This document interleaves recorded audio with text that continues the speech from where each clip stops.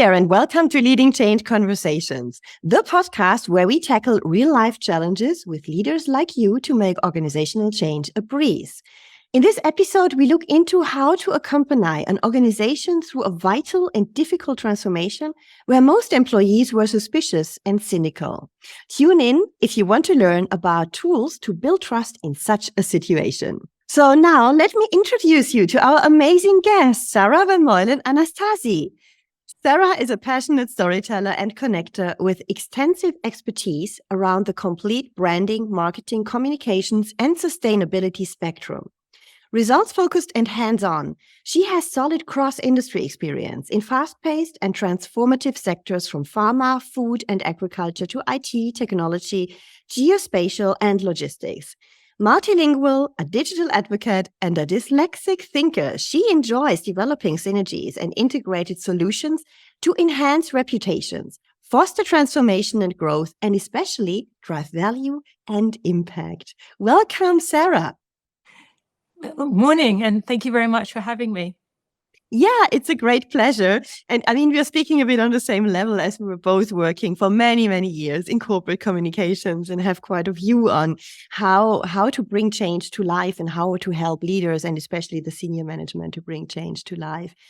And you will speak today about a case where you had a quite tricky situation in an international organization. Do you want to introduce what was the situation? So I was actually working for a company that found itself in quite sort of difficult financial situation. The strategy that it had been executing for the last couple of years was no longer working. And to sort of paraphrase the CEO, he felt like the company was bleeding from all over the place and he didn't really know where. So with that, we decided there was a sort of need, very urgent need, to embark on a journey of transformation to get the company healthy again, because the company actually worked in very successful markets with very successful products. So there was absolutely opportunity to sort of right-size the company and make it successful. This was also a case where the company had gone through several transformations beforehand, but they hadn't been necessarily quite as successful. So there was also a sort of feeling of déjà vu. We've done it before. It hasn't worked amongst colleagues. I think it was an organization with a lot of change fatigue and a lot of frustration around that. Yes, I think change fatigue is the right point, because there had been changes in the past with good intent, but it was just change after change after change and not really understanding why we're doing the change and trusting the change. What was the level of trust that was in the organization? It was very low at the very beginning. The organization, and again, I'm sort of saying, looking at the largest part of the organization, which of course is production and sales, the people that would say were at the front end were like, all they could see was they were going to lose their jobs. It hasn't worked in the past. Why is it going to be any different? Mm-hmm. Was it about restructuring as well, that change? Was it about people losing jobs, or was it just a fear of people? I mean, there were some areas where jobs were unfortunately lost. The production, which is the core, the heart of the company, most of those jobs were actually safe. And in actual fact, one of the questions we got later on was about the company being sold because it was private equity and what would happen. And the CEO at the time said, well, that's actually a good thing if the company is bought, because it means that they value the assets of the company, which is the production and you. He said, that's actually good for you. He said, on the other hand, for me and the management, it actually means that in a sense we've done our jobs, but we no longer have a job going forward, because if the company is sold, they don't actually need the management, but they do actually need you, the production colleagues, and the sales force, because without it, there's no way to make a product or sell the product. Did people believe that message? When we got to that point, yes, they were beginning to believe that message, because we'd actually embarked on, I would say, a huge communication program where we'd really sort of explained, firstly, the sense of the imperative. the why had to be done and why it was absolutely vital. What were the risks if we didn't do it? And the second point was actually also setting a sense of urgency of we really need to do it now. We can't wait. And then we added that with having a sort of a vision of, well, what was the future going to look like? What would success look like? What are the opportunities? And then bringing that much more down to sort of tangible strategy of breaking it down into more sort of bite-sized pieces. Because again, sort of overarching it can be very sort of high level and difficult to understand. So breaking it down into work streams. The other thing was actually making it the only priority. Often I've seen in transformations is like you have the transformation and then you have 10 other priorities. And of course, that's not going to work. So in actual fact, everything that was a fundamental part of the business, be it financial operations, people, market opportunities, was actually all built in under this transformation so that it was the priority. Mhm. And I think that was really important. Then giving it context. Often when you're dealing with a change, you focus very much on everything that's going to change, everything that's sort of new. And sometimes I think it's also as important to talk about what's not going to change, what's going to stay the same, because they then become the anchors. So, for instance, it could be the company values, attention to quality, the brand, the logo, the people, actually talking about what's not going to change. And then sort of setting the expectations and the sort of what's in it for everybody. What's that going to mean at an individual level? And then the next point that we did actually was sort of together was make it really tangible. So in actual fact, we gave this whole transformation a name and we started coming out. We even had a logo and we started coming out with banners and T-shirts and giveaways. And so every time you could actually, very much see the name of the transformation. We gave it a name, we gave it a drumbeat, and then we used this name all over the place. And we made it very tangible in the sense that we actually went to our internal stakeholders rather than expecting them to go and find out information on the intranet, knowing again that we had a lot of sales and production people. We actually went to them and we did town halls. And again, the first time we did the town hall, there was a certain amount of been there, done that. And what we did different was that rather than having the management go up on stage and talk for an hour and a half about how important this transformation was and how wonderful it was, we had a very sort of short 15-minute introduction. And then we did what I kind of call a sort of science fair. So we got different people who were managing some of these different projects and initiatives to come up. And we literally was science fair in that we had pin boards with posters printed and we divided everybody up into small groups. And they went around this, whatever space we had in these small groups. And they spent about 20 minutes and the team explained what their project was about, what success would look like, how this was going to contribute to the organization. And then in small groups, they could ask questions. And we always made sure that they had people that spoke their language. So if they were more comfortable asking questions in German or Ukrainian or Arabic, they could. And it brought it down to a small level. So rather than having to sort of ask a question in front of 300 people, you could actually ask it in a small group. And then we gave the task of the management team.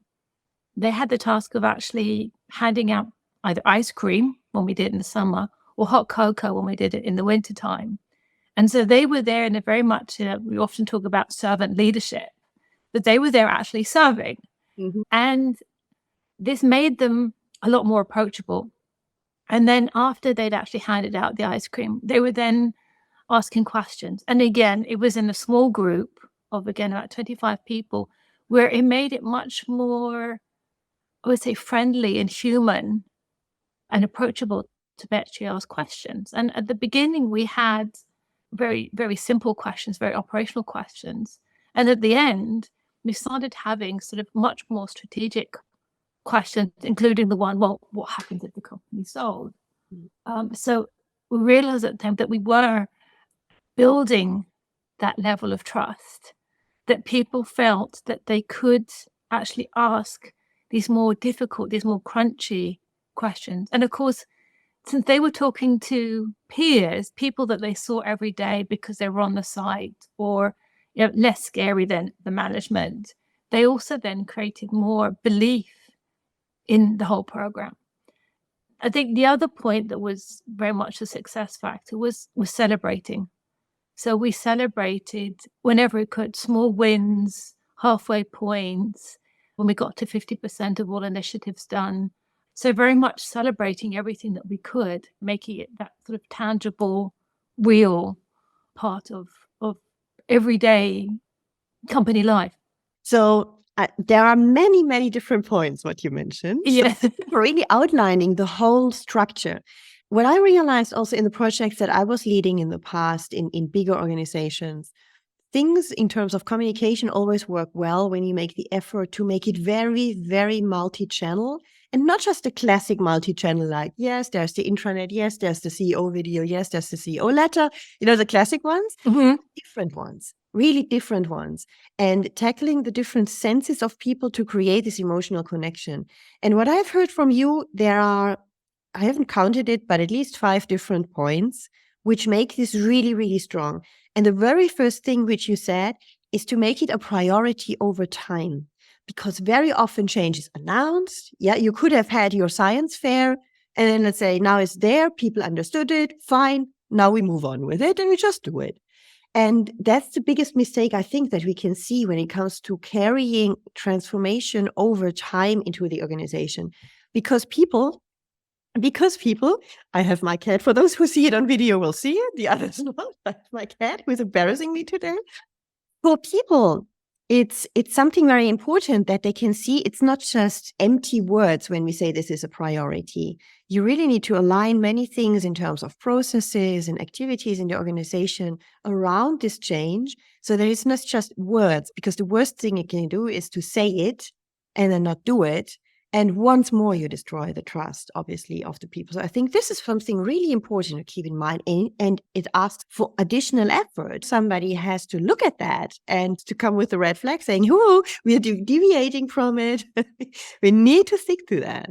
Yes, no, I think it's true. And also realizing that often if you're part of the change management team, you're actually breathing and living the change on a daily basis, and you can see the progress.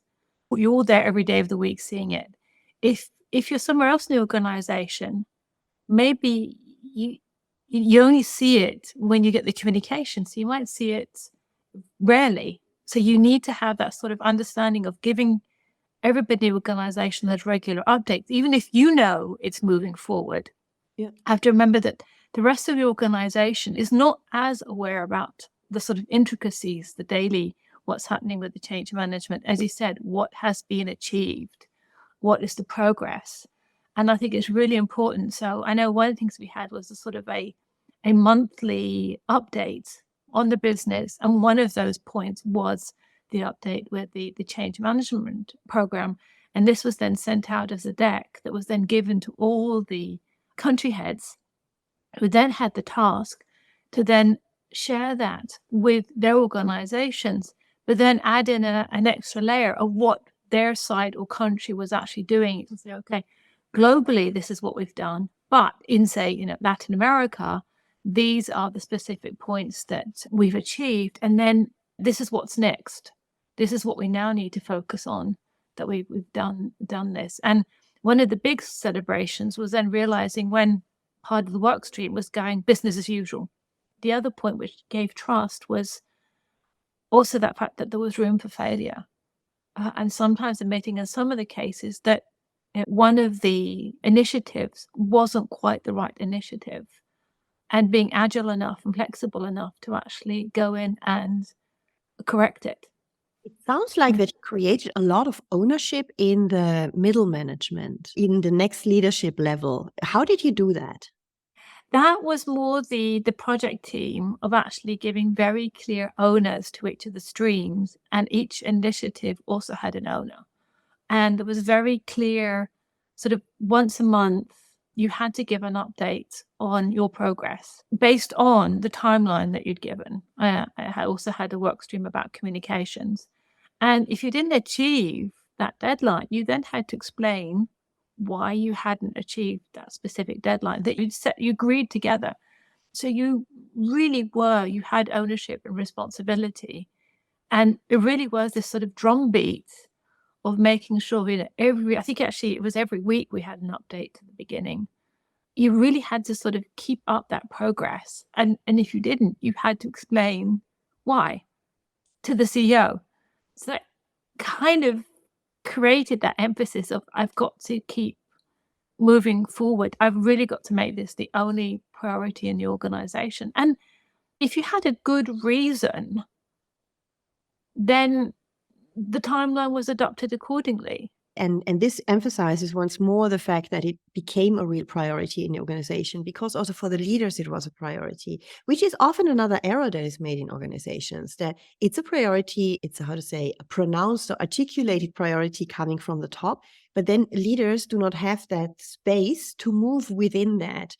And then they see it like it's just an additional task that I have to squeeze into my agenda. Whereas what I can understand is here that you made a real shift of, there's a shift in your agenda. This is really the one important thing. And then all the rest just follows behind that. And to understand that, because you have put in a structure where they had this direct relationship with the CEO, it makes a real difference in how people live that.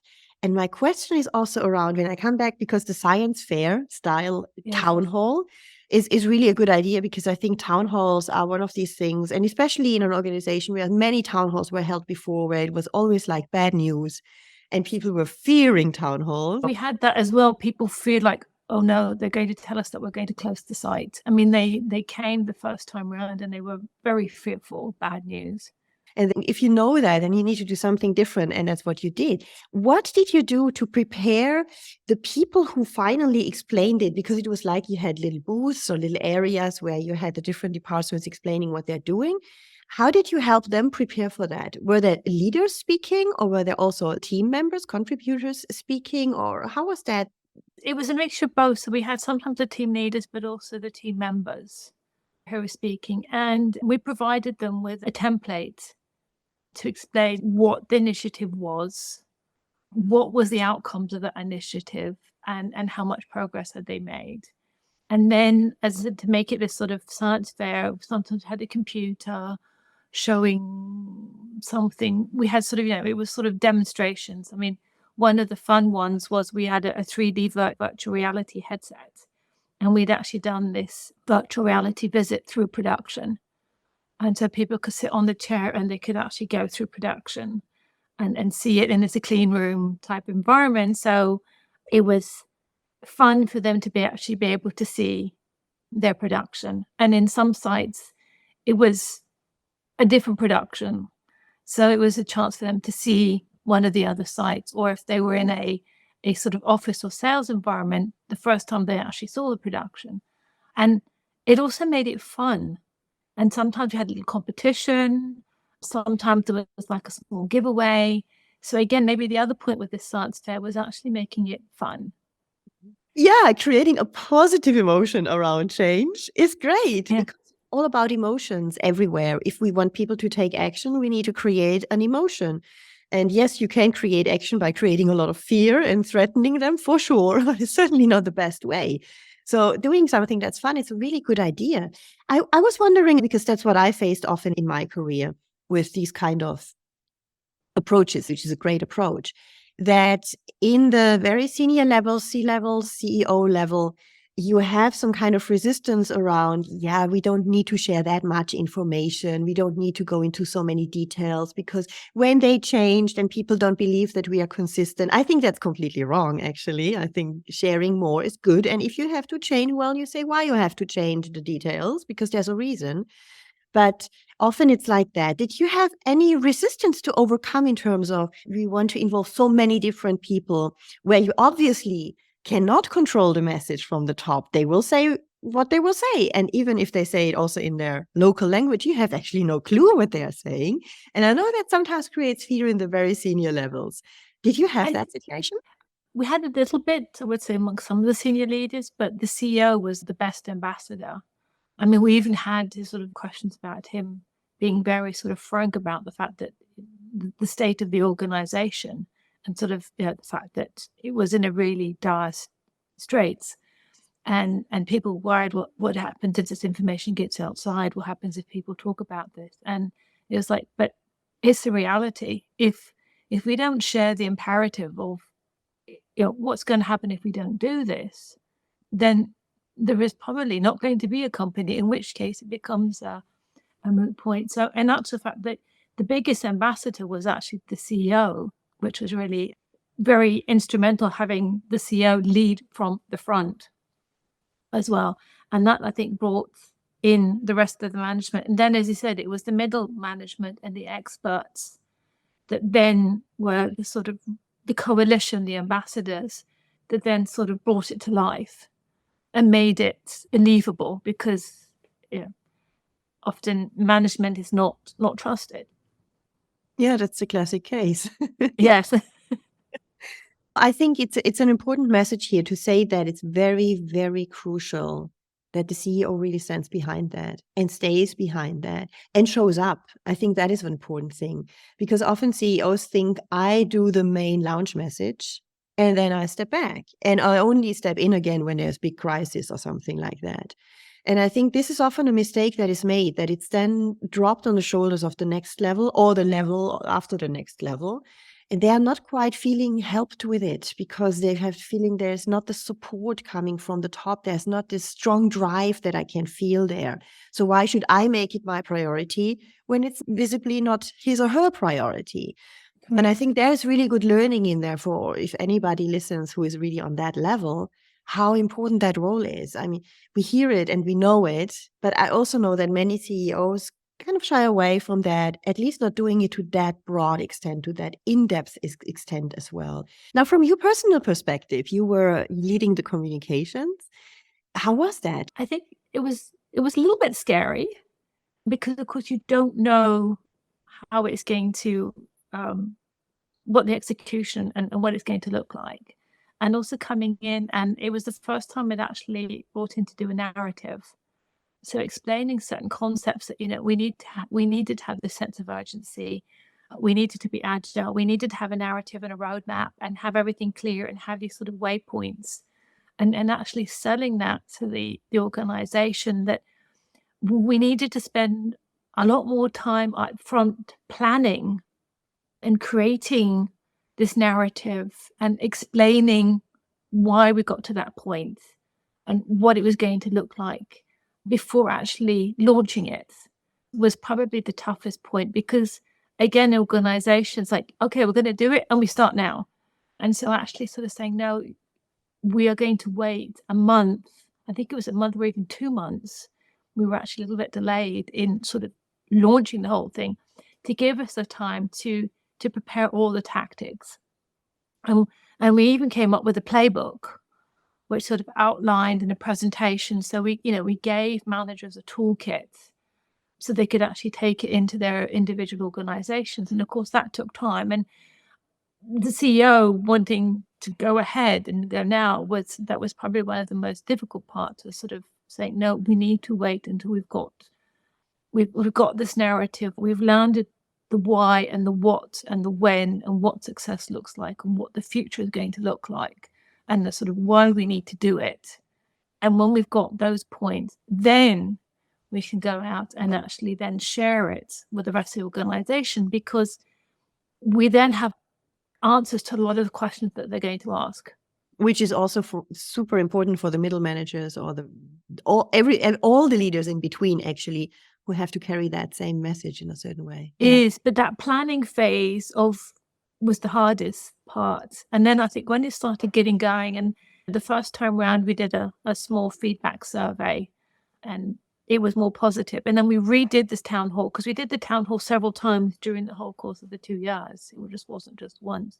And then you could actually see the trust factor, the feedback was better and better and better as people actually embraced it, and they could actually see the changes, and it was possibly a bit less scary for them when they realized, and there were some difficult changes. It wasn't easy changes, but they could actually see that it was the right thing for the company, and that the majority of people were going to be better off. And yes, unfortunately, yeah, there were some people in the organization that were worse off.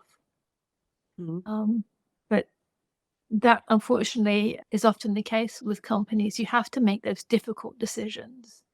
And I think also what was good is those decisions were made at the very beginning and then they were executed.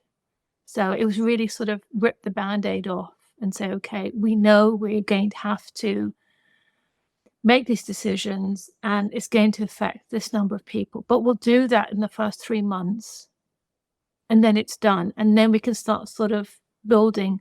A lot of companies tend to do salami tactics where they cut back a little bit and it's not enough. And so then the next 6 months they cut back more. And then you have this constant sort of situation where you're in sort of restructuring, resizing mode.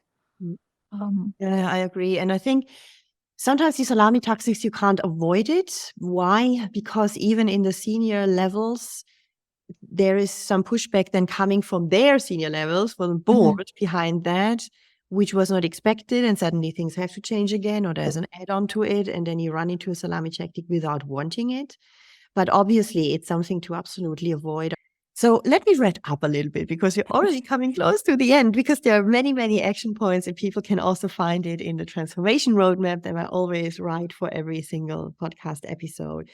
But there were many, many different action points. The first one, which we mentioned and spoke about a bit more, is about really keeping it a priority, keeping the priority up and make it a priority for all the other leaders in the organizations as well, a real one, not just fake, not just an intent, but shifting the processes and what happens in the organization over time and for the whole time of this change project. Then you said, and that was important, and we didn't dig deeper into it, but I think it's a super good point. Giving it content, yes, creating the narrative, being clear, but you also said also communicate what stays the same, because people need that. Most people are really afraid of change.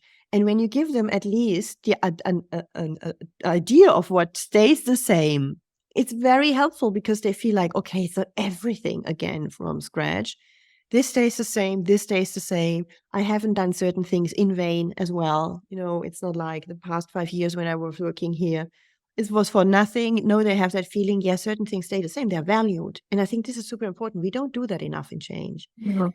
And you said then also to create a bit what is in it for everybody and to make it tangible for them. What does it mean for you explicitly to not stick to these very high level messages, but really go much, much more into detail and making it tangible in a different type of town hall, which is a really good idea, I think, which is more of a fair where people, you walk from one booth to the next to see the different departments. Also let team members speak. So make it very bottom up as an exercise. What are we doing? Feeling also the excitement of people and celebrating this, making this town hall repetitive and not just once in the lounge, because it's a big effort to organize that. It is a big effort. There's so much into it. But exactly that, getting people into action mode around it on a regular basis makes a difference, because this is how you create ownership. This is how you create empowerment, not fearing releasing too much information, but rather say, if it's too much, better than not enough. And then also, obviously, the very crucial role of the CEO of being really in the driver's seat, of showing up in the driver's seat and not operating more or less in the background, but being really visible and also sharing it in a way where people felt he's just a human as well. He's with us. You know, he's not just telling us what we have to do. He's with us.